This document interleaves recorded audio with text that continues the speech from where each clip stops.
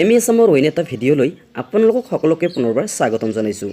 তো ফ্ৰেণ্ডছসকল আপোনালোকে নিশ্চয়কৈ থাম্বনেইলত চাব পাৰিছে। তো হয়, গুণোৎসৱৰ পিছতেই আহি আছে ভাল খবৰ টেট উত্তীৰ্ণসকলৰ।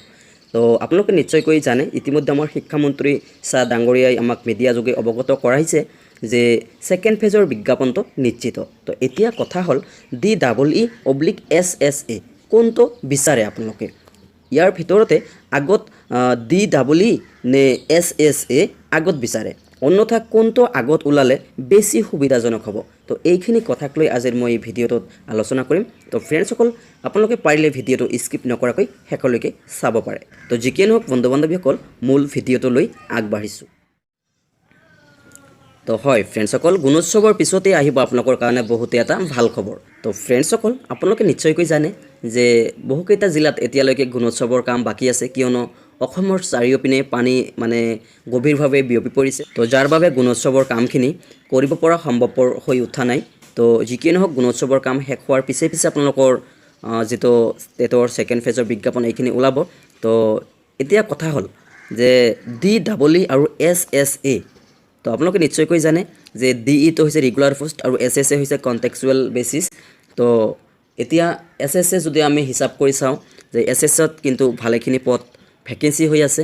ইয়াত এটা এক্সপেক্টেড 25-30 হাজাৰমান SSAৰ পদ ভেকেঞ্চি হৈ আছে, আৰু DEত কিন্তু ইমান বেছি পদ ভেকেঞ্চি হৈ থকা নাই।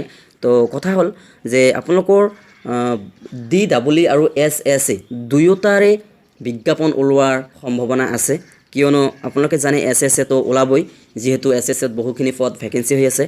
আৰু DE তো DEEৰ যদিও বিজ্ঞাপন ওলোৱাৰ সম্ভাৱনা বেছি নাছিলে, কিন্তু এতিয়া ক'ব পৰা যায় যে DEৰো যিটো বিজ্ঞাপন এইখিনি ওলোৱাৰ সম্ভাৱনা পূৰ্ণ আছে, কিয়নো আপোনালোকে নিশ্চয়কৈ জানে যে যোৱা 9354টা পদৰ নিযুক্তি প্ৰক্ৰিয়া যে হৈ গৈছিলে, তাত কিন্তু DEৰ ফালত যিটো উইথ অপশ্যন, সেই অপশ্যনটো কিন্তু নাছিলে, তাত কিন্তু অভাৰলেপিং হৈ ৰৈ গৈছিলে, আৰু তাৰ বাবে কিন্তু বহুখিনি পদ ব্লক হৈ আছিলে। তো এতিয়া ক'বলৈ গ'লে আমি জানো যে DEত কিন্তু প্ৰায় 2000 বা 2500 মান পদ ব্লক আছে। তো অসম চৰকাৰে যদি বিচাৰে যে 2000 বা 2500 পদতো বিজ্ঞাপন দিব পাৰে, আৰু ইয়াতে আপোনালোকে আগতে চাইছিলে যে DEৰ ফালৰ পৰা আৰু কিছু পদ ভেকেঞ্চি হৈ আছে, সেই তাৰ পৰা যদি কিছু পদ আৰু এড কৰে, তাত কিন্তু মিহলাই ভালেখিনি পদে মোকলাই দিব পাৰিব DEৰ ফালৰ পৰা। আৰু SSAতো ভালেখিনি পদ ভেকেঞ্চি আছে, আপোনালোকে নিশ্চয়কৈ জানে। তো SSAতো আপোনালোকৰ এডভাৰ্টিজমেণ্ট এটা পাবই। তো এইটো কিন্তু এটা ডাঙৰ এডভাৰ্টিজমেণ্টেই পাব বুলি আশা কৰিব পৰা যায়। তো এতিয়া কথা হ'ল যে আপোনালোকৰ DE আগত লাগে না SSAটো আগত লাগে।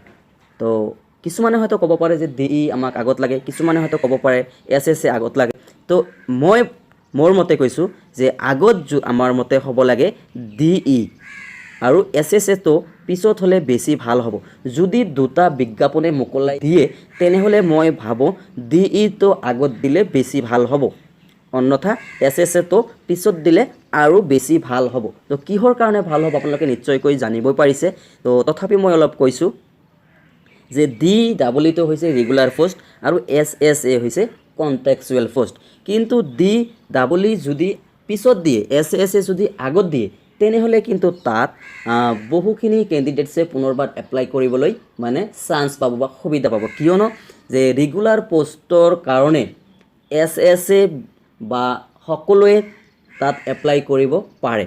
কিন্তু যেতিয়া SSAৰ পদ মোকলাই দিব, তাত কিন্তু ৰেগুলাৰ পোষ্টত যিবিলাকে কাম কৰি আছে শিক্ষকে, সেই শিক্ষকসকলে কিন্তু SSAত আবেদন কৰিব নোৱাৰিব। তো এইটো এটা ডাঙৰ সুবিধা, কিয়নো যদি SSAৰ পদ প্ৰথমত মোকলাই নিদিয়ে, DE যদি দিয়ে, তেনেহ'লে কিন্তু তাত SSA তথা আৰু যিবিলাকে এতিয়ালৈকে চাকৰি পোৱা নাই তেখেতসকলেও কিন্তু DEEত এপ্লাই কৰিব, আৰু যেতিয়া এপ্লাই কৰিব এই SSAৰ বহুখিনি সংখ্যক পুনৰবাৰ এই DEত গৈ নিযুক্তি লাভ কৰিব। তেতিয়া কিন্তু পিছত যদি আকৌ পুনৰবাৰ SSAৰ পদখিনি ওলাই দিয়ে, তেনেহ'লে কিন্তু SSAৰ পদ কিছু সংখ্যক ব্লক হৈ থাকিব। গতিকে মই ছাজেষ্ট কৰোঁ এইটো যে যদি দুয়োটা বিজ্ঞাপনে ওলায় বা অসম চৰকাৰে দুয়োটা বিজ্ঞাপনে মোকলাই দিয়ে, তেনেহ'লে মই ভাবোঁ DE-টো যদি আগত দিয়ে তেনেহ'লে বেছি সুবিধাজনক হ'ব। তো আপোনালোকে নিশ্চয়কৈ বুজিব পাৰিছে, যদি প্ৰথমত DE-ৰ পদটো মোকলাই দিয়ে তেনেহ'লে কিন্তু SS-ৰ বহুখিনি কেণ্ডিডেটছে DE-ত চাকৰি পাবলৈ সক্ষম হ'ব। তেতিয়া পুনৰবাৰ SS-ত বহুখিনি পদ খালী হ'ব আৰু সেইখিনি পদত পুনৰ বিজ্ঞাপন প্ৰকাশ কৰিলে তাত কিন্তু আমাৰ চাকৰি নোপোৱা ছাৰবিলাকে তাত এপ্লাই কৰি চাকৰি এটা লাভ কৰিব পাৰিব। গতিকে DE-টো যদি আগত দিয়ে তেনেহ'লে কিন্তু বহু গুণে আপোনালোকৰ ভাল হ'ব, এইটো মনত ৰাখিব।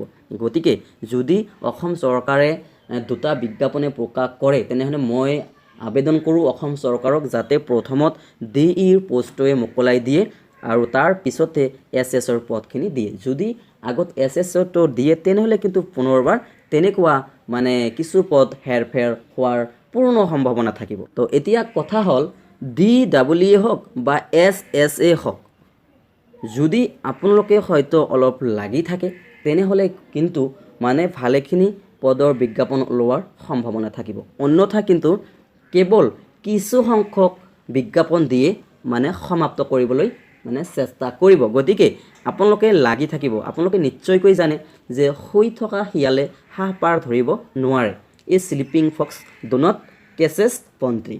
তো আপোনালোকে নিশ্চয়কৈ জানে যে শুই থকা শিয়ালে হাঁহ পাৰ ধৰিব নোৱাৰে। অন্যথা আৰু এটা কথা আমাৰ সহজ ভাষাত যে কেঁচুৱাই যেতিয়া কান্দে তেতিয়াহে মাকে গাখীৰ দিয়ে। গতিকে আপোনালোকে অলপ কান্দিব লাগিব, অলপ লাগি থাকিব লাগিব, তেতিয়াহে কিন্তু আপোনালোকৰ কাৰণে এটা ডাঙৰ পৰিমাণৰ বিজ্ঞাপন ওলোৱাৰ পূৰ্ণ সম্ভাৱনা থাকিব। অন্যথা বিজ্ঞাপনটো ওলাবই ডেফিনেটলি, ইয়াত কোনো সন্দেহ নাই যে বিজ্ঞাপন নোলায়, যিহেতু আমাৰ শিক্ষা বিভাগৰ পৰাই আমি এইটো সকিয়নি পাইছোঁ বা আমি এইটো সমূহীয়াভাৱে জানিব পাৰিছোঁ, বিজ্ঞাপনটো ওলাবই। কিন্তু কিমান সংখ্যকৰ বিজ্ঞাপন ওলাব সেইখিনি জনা নাযায়। তো এইখিনি লৈ এটা মানে ভিতৰত সন্দেহ জাগি আছে। গতিকে আপোনালোকে লাগি থাকক আৰু আপোনালোকে যদি লাগি থাকে তেনেহ'লে কিন্তু বহুখিনি পদ ওলোৱাৰ সম্ভাৱনা থাকিব আৰু তেতিয়া আপোনালোকে মাজৰ পৰা বহুখিনিয়ে চাকৰি পাবলৈ সক্ষম হ'ব। অন্যথা যদি আপোনালোকে লাগি নাথাকে তেনেহ'লে কিছু পৰিমাণৰ পদ মোকলাই দিব আৰু কেৱল মাথোন কেইজনমান বা কেইগৰাকীমান শিক্ষকে চাকৰি পাবলৈ সক্ষম হ'ব। তো যিকিয়ে নহওক ফ্ৰেণ্ডসকল, আপোনালোকে যদি লাগি থাকে তেনেহ'লে আপোনালোকৰে কামত আহিব। যিকিয়ে নহওক ফ্ৰেণ্ডসকল, আজিৰ বিষয়বস্তুটো এইখিনি আছিলে। তো যদিহে ভিডিঅ'টো ভাল পাইছে তেনেহ'লে এটা লাইক কৰিব আৰু পাৰিলে চেনেলটো ছাবস্ক্ৰাইব কৰি কাষত থকা বেল বাটনত প্ৰেছ কৰি নটিফিকেশ্যনটো অল অপশ্যনত ৰাখি দিব আৰু যাতে মই এনেধৰণৰ কোনো ভিডিঅ' আপলোড দিয়াৰ লগে লগে আপোনালোকে সকলোতকৈ আগত পাবলৈ সক্ষম হয়। তো ভিডিঅ'টো গোটেইখিনি চোৱাৰ বাবে ধন্যবাদ।